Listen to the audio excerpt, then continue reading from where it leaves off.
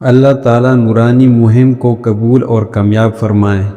مقصد اس مہم کا یہ ہے کہ مسلمانوں میں استخارہ کی مبارک سنت عام ہو اور وہ اس سنت کو وہی اہمیت دے جو اہمیت حضرات صحابہ کرام رضی اللہ عنہم کے ہاں اس سنت کی تھی، اور وہ ان بدعات سے بچے جو استخارہ کے نام پر شیطان نے مسلمانوں میں پلا دی ہے، مثلا اپنے معاملات میں دوسروں سے استخارہ کرانا، استخارہ کے نام پر غیب کا حال جاننے کی کوشش کرنا، اور استخارہ کی پاکیزہ سنت کو ایک شبدہ بنا لینا۔ بھائیوں اور بہنوں، ایمان بہت قیمتی ہے۔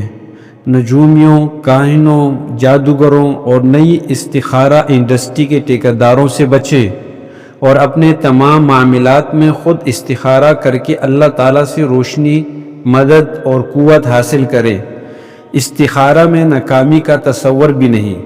حضرت ابن عمر رضی اللہ تعالیٰ عنہ فرماتے ہیں کہ اگر کوئی شخص استخارہ کے بعد کوئی کام کرے اور پھر اس میں اس سے خیر نہ ملے تو وہ اللہ تعالیٰ سے بدگمان نہ ہو بلکہ انتظار کرے، وہ آگے چل کر دیکھ لے گا کہ اس کام کے انجام میں خیر ہی ہوگی۔